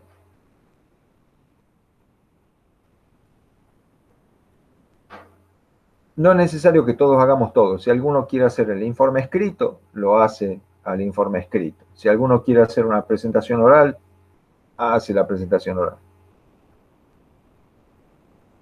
Y si quieren hacer las 2, también. Me mandan el informe escrito y después me dicen, profe, le queremos mostrar la presentación que hicimos de nuestro trabajo experimental. Lo que les recomiendo a los que vayan a hacer su trabajo experimental en la casa, con el equipito casero, es que la documenten a la producción de su trabajo. Si vayan sacando fotos o vayan filmando videitos de cada etapa, ¿sí? Para que quede bien documentado todo lo que han hecho. ¿Sí?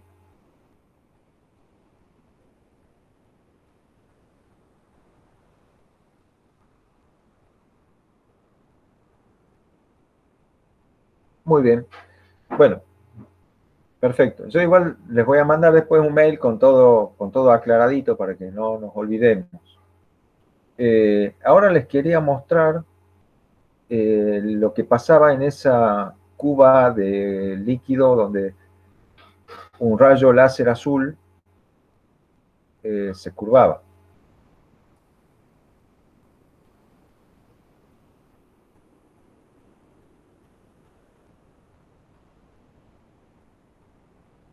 Eso estaba, lo vimos por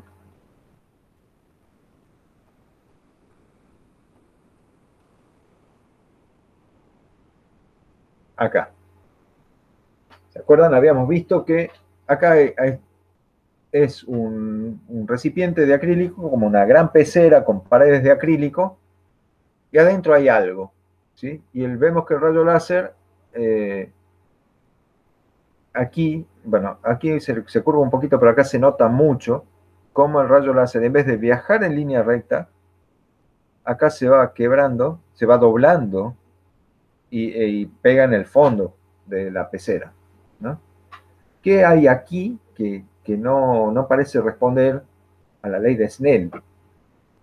Bueno, lo que hizo el señor que preparó esto, que hizo un video y está subido en YouTube, es poner una gran cantidad de azúcar en el fondo y luego fue llenando con agua muy despacito para no levantar, no remover el azúcar del fondo, ¿sí? Fue agregando agua muy de a poquito, haciéndola escurrir por un tubito y se fue llenando de agua con el azúcar puesta en el fondo. De esa manera, el azúcar se empezó a disolver en el agua, pero de una manera natural, por difusión. Es decir, las moléculas de azúcar empezaron a desplazarse por movimiento de agitación térmica de las moléculas del agua, empezaron a desparramarse en el agua. Eso determinó que mientras más cerca del fondo está uno, más rica es la concentración de azúcar.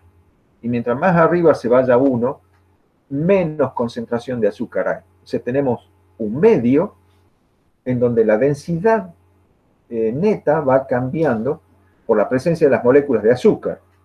Donde menos moléculas de azúcar haya, menor densidad va a tener la sustancia. Y mientras más moléculas de azúcar haya, mayor es la densidad. O sea que acá tenemos un gradiente de concentración de azúcar en sentido vertical.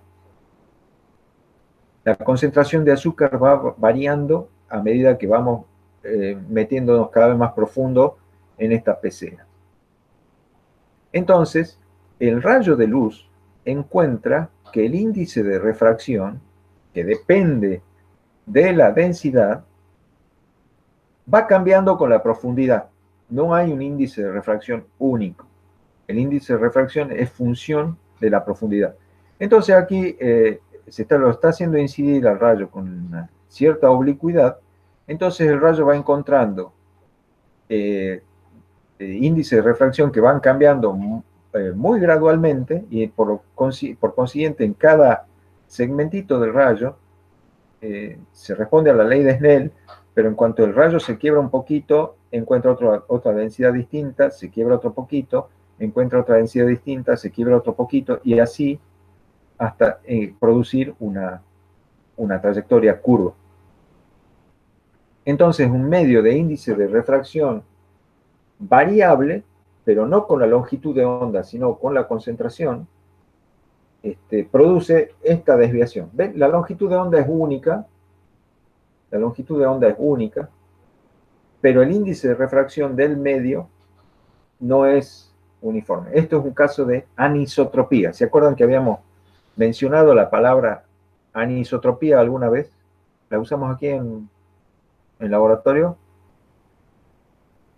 Isótropo quiere decir que es lo mismo en todas direcciones. Anisótropo quiere decir que no es lo mismo en todas direcciones. ¿Sí? Entonces, acá tenemos una propiedad, que es el índice de refracción de este líquido, que es anisotrópico. No es lo mismo en todas direcciones. Bueno, y algo similar pasaba con Hola, don Jorge Luis, ¿cómo le va?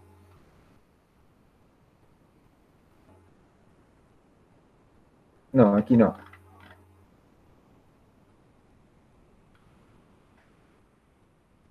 Aquí, acá.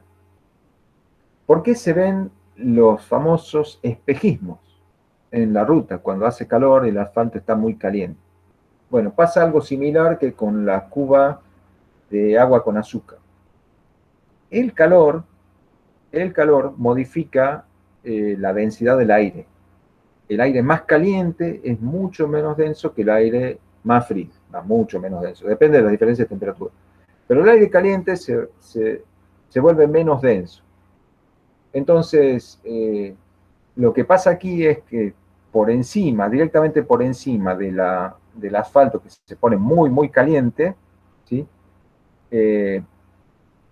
Se forman una capita de aire donde el índice de refracción también va cambiando muy rápidamente. Entonces tenemos un caso de un medio, el aire caliente muy cercano a la ruta, tiene una fuerte anisotropía. Entonces, cuando viene la luz del cielo, entra a esa región donde el índice de refracción va variando mucho y el rayo se curva y en vez de pegar en el suelo, se dobla y viene hacia nosotros. Y lo vemos la luz del cielo como que viene de ahí del asfalto. O sea, estamos viendo el cielo en el asfalto y es porque un rayo de luz que vino del cielo se dobló ahí y vino a nuestros ojos, ¿sí?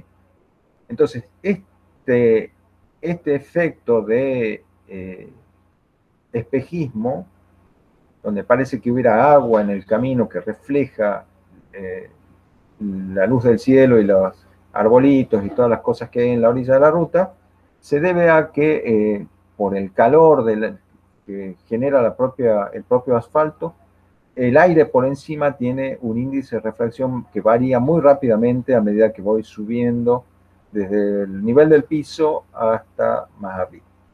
Ya a cierta distancia del asfalto, el índice de refracción ya se normaliza, digamos, tiene un único valor, pero todo del asfalto caliente tengo índice de refracción variable. Eso determina la formación del espejismo. Bueno, ¿qué más, querido joven? ¿Tienen alguna otra pregunta?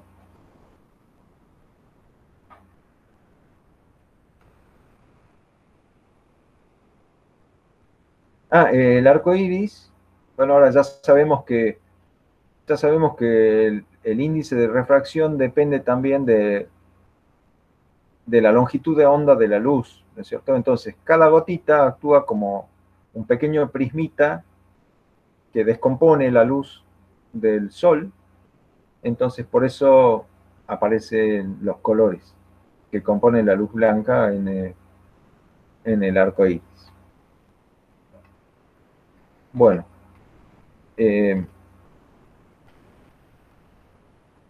vamos hasta donde habíamos terminado la clase.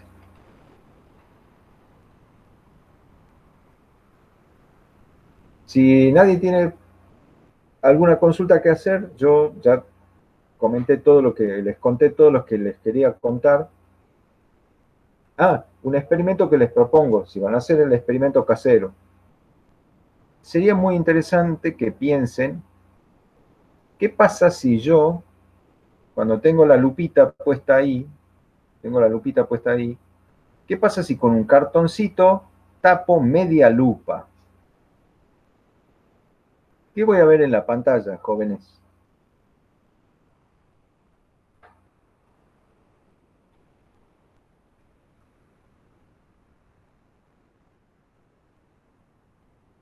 ¿Qué veo en la pantalla?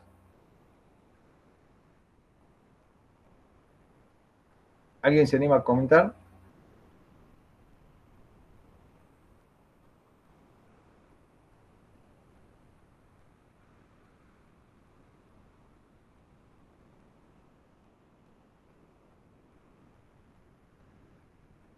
¿Qué pasa si tapo una mitad, tapo una mitad de la lente?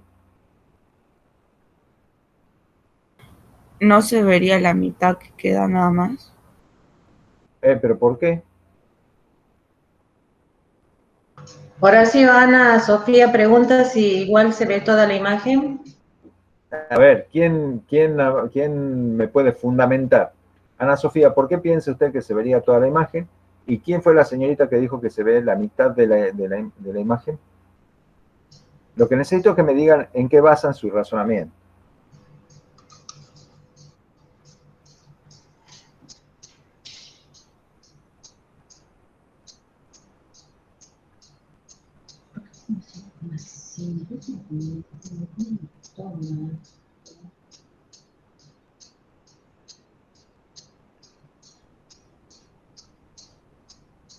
A ver,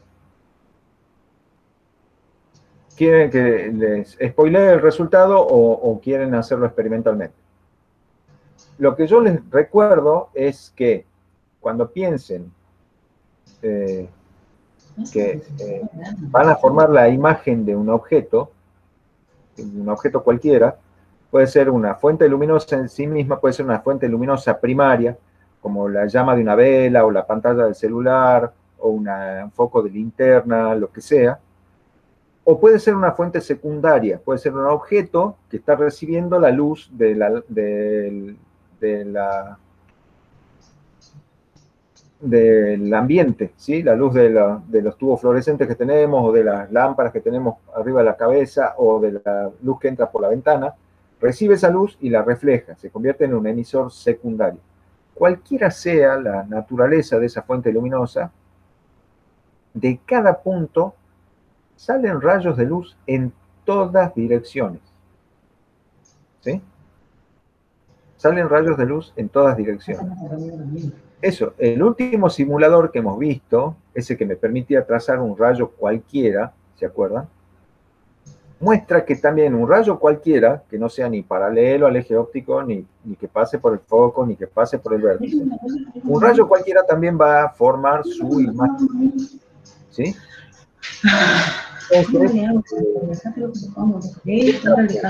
Media fuente luminosa, con media fuente luminosa, media lente.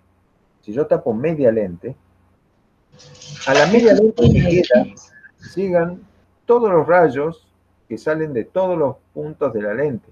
Llegan rayos que salen de todos los puntos del objeto.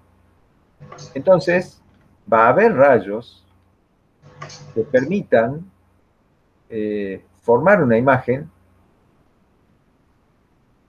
y yo voy a ver una imagen completa.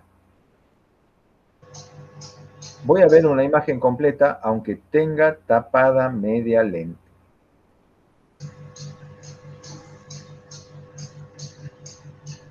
¿Comprendido? A ver si esperen un cachito. Les quiero mostrar un simulador que no se los mostramos porque tiene justamente un error conceptual. A ver, mientras tanto, mientras se prepara ese simulador que no sirve, yo les quiero mostrar lo que les estoy diciendo.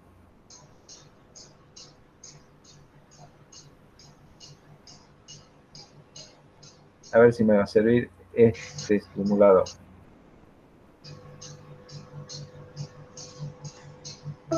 Fíjense, imagínense que la parte de arriba de la lente, la parte de arriba, la están viendo esta, ¿no? ¿Están viendo este simulador?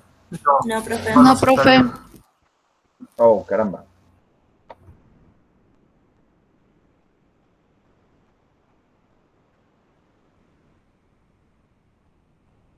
Tu pantalla no se pudo compartir. Ops.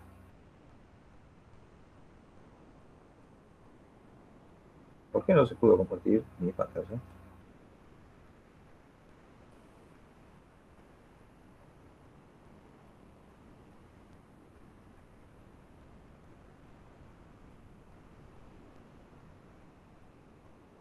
Bueno, ahora sí lo están viendo, ¿no es cierto?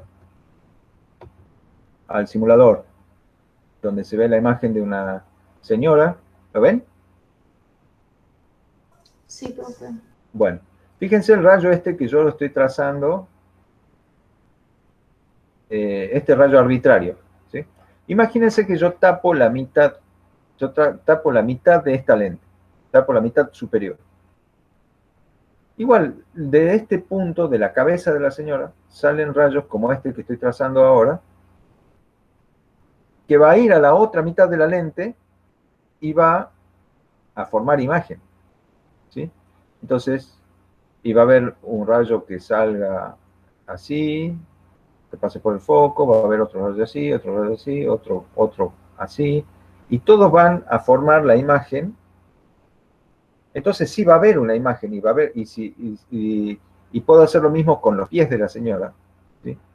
Entonces, de la cabeza de la señora salen todos los rayos, de los pies de la señora salen todos los rayos, de la mano de la señora salen todos los rayos, y todos van a formar la imagen de la señora acá, aunque yo tenga media lente tapada.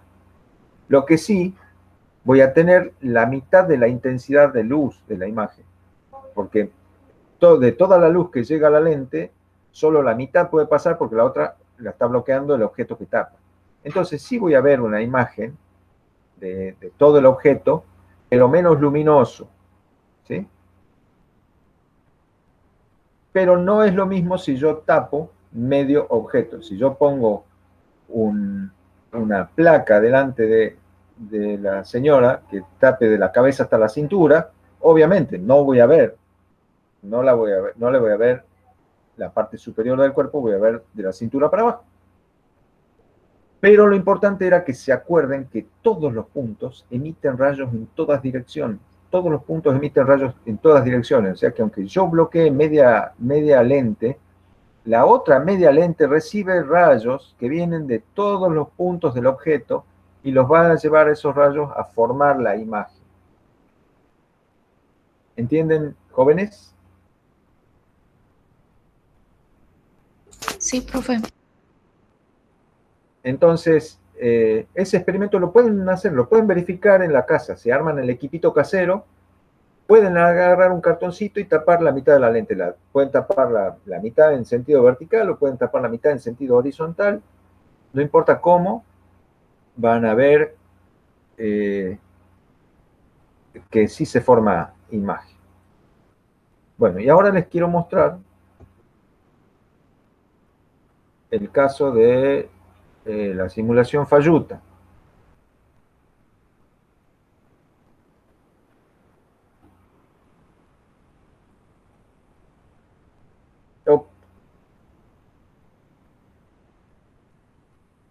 No se pudo... Ah, acá está. Bien. ¿La están viendo? Está apareciendo la...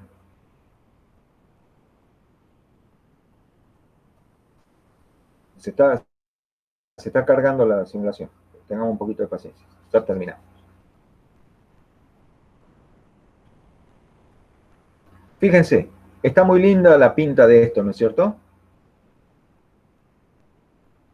¿Les gusta? Tengo una fuente luminosa, tengo una especie de diafragmita que deja pasar la luz a través de una figura que tiene un número 1, una lente y una pantalla, ¿sí? Y yo puedo desplazar la pantalla apretando este botoncito.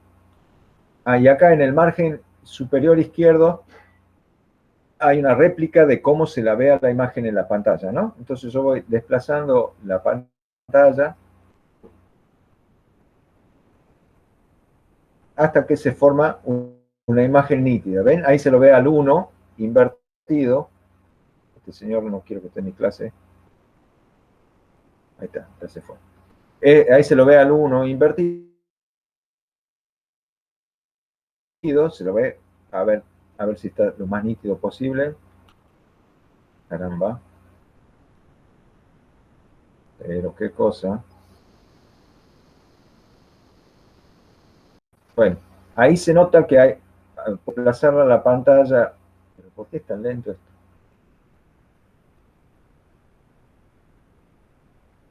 Bueno, ahí está. Esa parte está linda. Yo puedo jugar con la distancia objeto, puedo cambiar la distancia objeto y ajustar la distancia imagen. Y acá me salen los valores Es más, si uno aprieta este botón verde, ¡tuc! El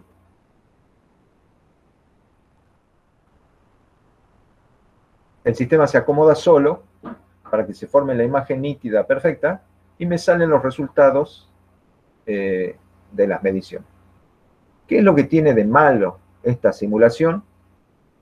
Fíjense la fuente luminosa.